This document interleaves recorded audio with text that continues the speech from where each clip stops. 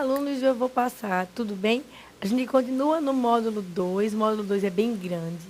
Continua falando sobre modelo keynesiano, continua falando sobre mercado monetário, continua falando sobre curva LM. E na aula de hoje a gente vai descobrir quais são os fatores que levam a deslocamentos da curva LM. Que foi que a gente viu na aula passada? A gente viu quais eram os instrumentos que levavam à construção da curva LM. Então, os instrumentos que levavam à construção da curva LM estão associados a variações na renda que influenciam a demanda por moeda, que vão gerar, em última instância, variações na curva, variações ao longo da curva LM, vão estabelecer o formato da curva. Na aula de hoje, a gente vai ver quais são os fatores que levam a deslocamentos da curva. A curva LM pode ir para a direita, a curva LM pode vir para a esquerda. E para não perder tempo, vamos ver na lousa. O que é que está acontecendo nessa curva? O que é que eu tenho? Eu tenho, por exemplo, que, lá explicando, após o aumento das operações de redesconto, haverá mais moeda circulando, mais oferta de moeda, de forma que a LM será deslocada para a direita e para baixo. Veja que complicação. Vamos, antes de ver isso aí, voltar um slide e desenhar direitinho o que é que leva a variações da curva LM na luz. Vamos só botar aqui um slide a menos. Opa, eu fiz uma coisa errada. Vamos de novo.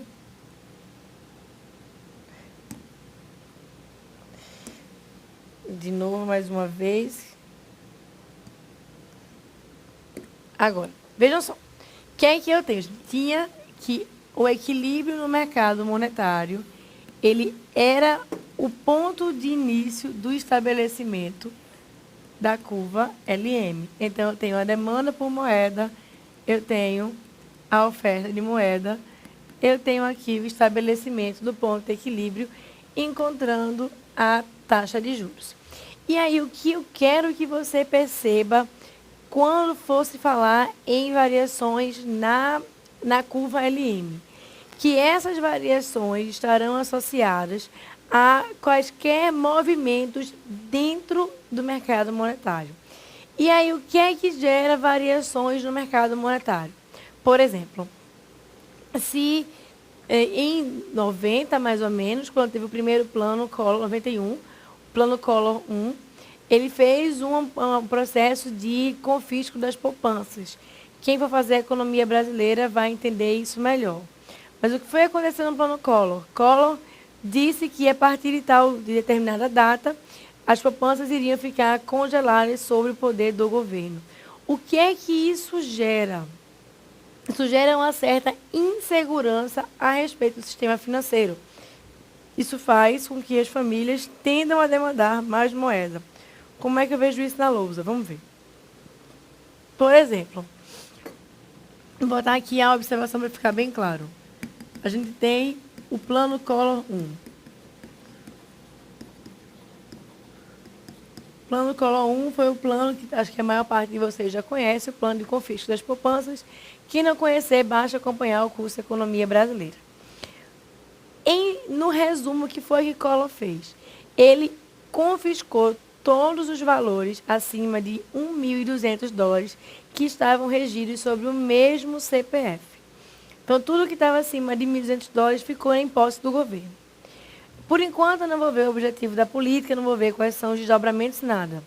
O que eu quero que você observe a respeito dessa política é que, uma vez que Collor faz essa intervenção no mercado monetário, ele muda as nossas expectativas, as nossas crenças para o futuro. Então, quando o Collor faz esse tipo de intervenção, faz com que haja uma alteração da demanda por moeda na lousa. Para o mesmo nível de renda, Y0, que está aqui, eu vou passar a aumentar a minha demanda por moeda para um MD'. E aí, esse MD' não estará associado a uma a uma renda mais alta. Ele estará associado a uma variação de uma determinada variável exógena que agora se movimentou no modelo. Então, o que é que eu quero que você observe? O que é que eu quero que você note? Que, nesse caso, o que é que está acontecendo? Houve uma variação ou houve uma alteração de uma variável exógena. Essa alteração da variável exógena afeta o mercado monetário. Afetou o mercado monetário, isso vai implicar numa alteração na curva LM. Como é que eu posso observar isso analisando a curva LM? Vamos ver na lousa. Eu posso analisar isso da seguinte forma. Vamos ver aqui. Vou desenhar aqui uma curva LM. Então, eu tinha a curva LM verde no equilíbrio inicial. Então, para essa taxa de juros, eu tenho um determinado nível de renda que eu vou chamar de Y0 associado a I estrela. Nesse ponto aqui, eu tenho uma curva chamada de curva LM, para simplificar, LM0. E aí, o que foi que aconteceu? Houve uma alteração nas expectativas das famílias ou dos agentes econômicos. Eles estão achando, por exemplo, que Collor vai tirar de novo o dinheiro do mercado. E se ele tirar de novo o dinheiro, aliás, do mercadão dos bancos, se ele tirar de novo o dinheiro dos bancos, isso vai gerar um problema para a sociedade. Então, o que é que as pessoas fazem? Elas passam a consumir mais moeda. Elas passam a demandar mais moeda para guardar em casa. Especular não vale a pena porque o sistema financeiro não é confiável. E aí, quando isso acontece, só para reforçar, desloco a curva de demanda por moeda para cima, eu vou demandar mais moeda. O que é que eu posso observar sobre isso na lousa? Vamos ver. Que para um mesmo nível de renda, considerando o nível de renda inicial, que é esse aqui, eu terei uma taxa de juros maior de I estrela para I 2 estrelinhas. E aí, o que é que acontece? Eu vou ter uma nova curva LM, de LM0 para LM1. Houve um deslocamento para a esquerda da curva LM. É isso que eu preciso que você observe. Então, o que é que faz com que a LM se mova ou para a direita ou para a esquerda? Quaisquer variáveis que possam afetar o mercado monetário. As expectativas são apenas uma dessas variáveis que podem afetar e, de fato, afetam muito. Quanto maior o risco sobre o sistema bancário, por exemplo, maior a possibilidade de que as pessoas passem a ir aos bancos demandar mais moeda, e isso é estabelecido através de um deslocamento da curva LM. Quais são as outras variáveis que afetam a curva LM na lousa? Variáveis que estejam associadas à demanda por moeda, por exemplo, expectativas.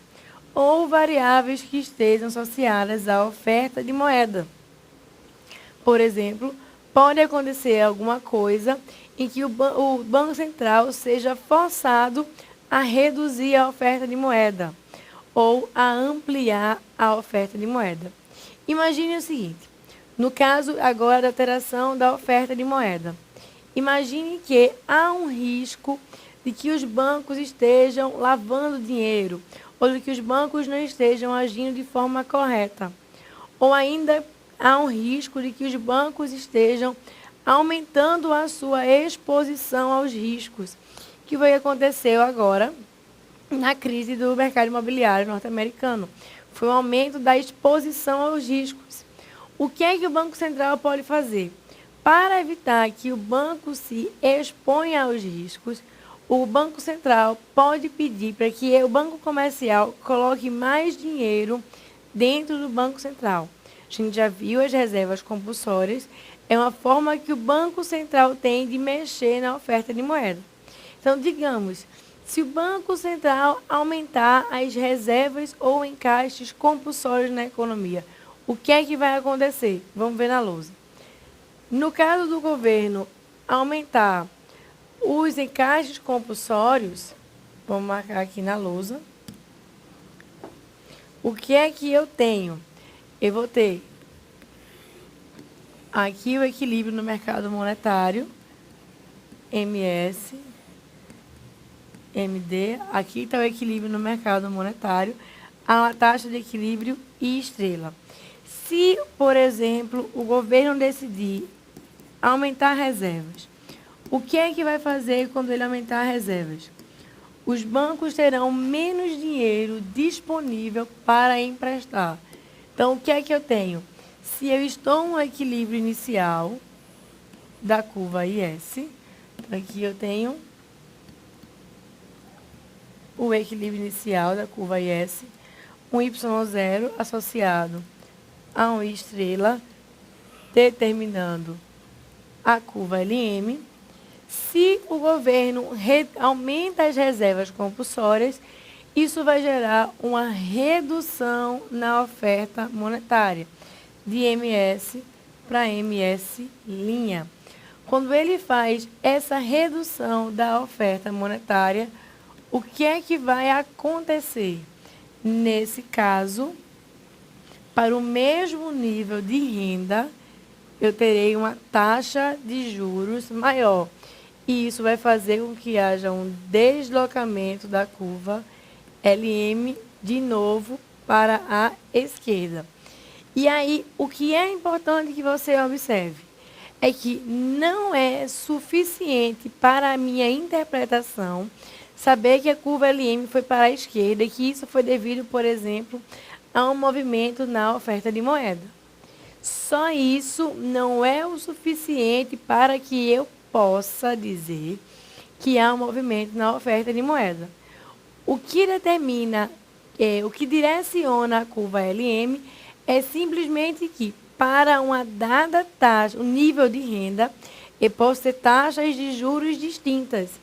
E essa movimentação entre as taxas de juros podem ser ocasionadas ou por movimentos na demanda por moeda, ou por movimentos na oferta por moeda.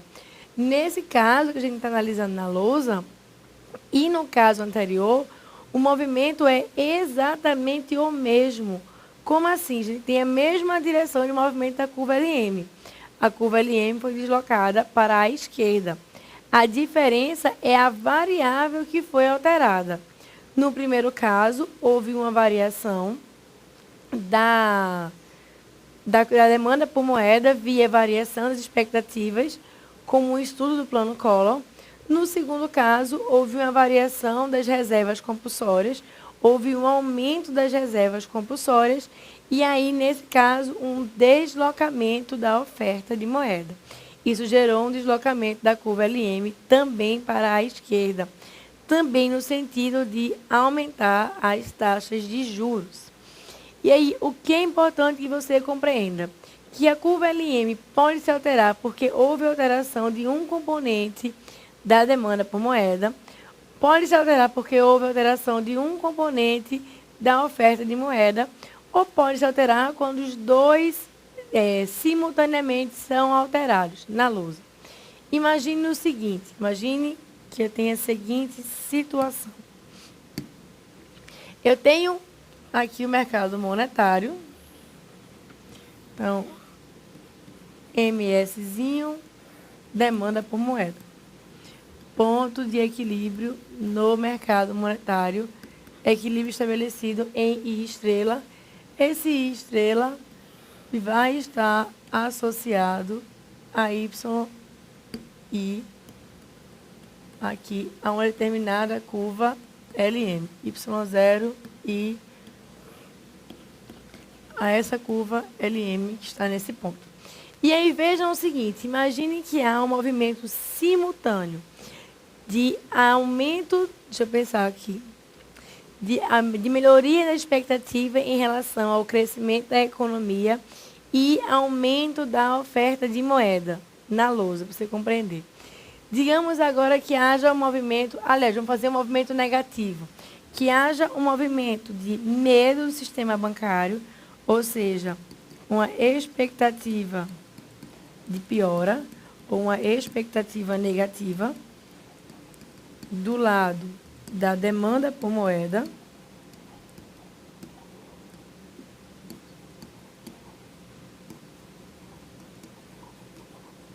e digamos que haja um aumento das reservas compulsórias. O que é que vai acontecer nesse caso? Eu vou ter um aprofundamento do deslocamento da curva LM, porque eu vou movimentar simultaneamente duas variáveis no mercado monetário e isso vai implicar no movimento mais brusco da curva LM. Como é que eu vejo isso graficamente? Vamos na lousa. Eu consigo observar isso da seguinte forma. Eu tenho um aumento na expectativa da demanda por moeda. Então, eu tenho que agora a Collor vai voltar ao governo e vai fazer um outro plano igual ao plano Collor. Eu pego a minha demanda por moeda e aumento, vai para um MD'. Importante você observar que essa mudança de MD para MD' não estará associada necessariamente a uma variação de renda. Nesse caso, é simplesmente um medo de que alguma coisa aconteça de errado. E aí eu saio do equilíbrio A para um equilíbrio B. Associado a isso, o que foi que aconteceu? Houve um aumento das reservas compulsórias. O governo decidiu que os bancos estavam fazendo algum tipo de exposição que o governo decidiu tirar dinheiro dos bancos. Então, o que é que ele faz nesse caso? Ele desloca a curva de oferta de moeda para a esquerda. O que é que acontece na lousa? Eu tenho um movimento aqui para a esquerda da oferta de moeda. E aí eu vou para um MS'. Chegando a esse ponto aqui, o ponto C de equilíbrio. E aí, o que é que vai acontecer? Nesse ponto C, eu tenho uma taxa de juros, que eu vou chamar de IC, que estará associada ao mesmo nível inicial de renda. A única diferença é que agora eu terei uma curva LM muito mais alta do que a anteriormente prevista. E aí, o que eu quero que você compreenda é que eu posso ter movimentos na curva LM provenientes de variações na demanda por moeda, provenientes de variações na oferta por moeda, provenientes de variações dos dois lados do mercado monetário simultaneamente. Então, os dois se movimentaram, nesse caso, no sentido negativo, houve um deslocamento da curva LM para a esquerda. Mas isso não quer dizer que não possa existir efeitos positivos na curva LM. Isso não quer dizer que a curva LM não possa vir para a esquerda. E aí um exemplo disso é que a gente vê no próximo slide. Vamos dar uma olhada. Eu tenho aqui, agora, que após o aumento das operações de redesconto, eu vou explicar já já o que é isso, haverá mais moedas circulando, de forma que a curva LM será deslocada para baixo. Vejam só, vamos na lousa marcar pontinho por pontinho. O que ele está dizendo aqui é que há um aumento nas operações de redesconto. O que é isso? Para cada vez que o Banco Central empresta dinheiro, por exemplo, para o Banco do Brasil, toda vez que o dinheiro vai do Banco Central para qualquer outro banco comercial e via empréstimo, o Banco Central empresta e cobra uma taxa de juros. Essa taxa de juros é chamada de taxa de redesconto. Então, o que é preciso que você compreenda é que, por exemplo, houve um aumento nas operações de redesconto. Por alguma razão, digamos, o Banco Central reduziu essa taxa. Se o Banco Central reduziu essa taxa, os bancos comerciais terão mais dinheiro para emprestar. Se eles vão ter mais dinheiro para emprestar, vai ser criada a moeda escritural, e a criação da moeda escritural vai levar a um aumento da oferta monetária. Então, na lousa, vamos ver. Tudo isso que está sendo explicado aqui é o seguinte, é que eu tinha um equilíbrio inicial. Então, no mercado monetário, MS associado a MD. E quando há um aumento nas operações de redesconto, eu vou de MS para esse MS aqui, MS linha. Quando eu vou de MS para MS linha, o que é que vai acontecer? Para o mesmo nível de renda, eu vou ter uma taxa de juros menor. Ou seja, eu estava nessa renda Y1 que está aqui.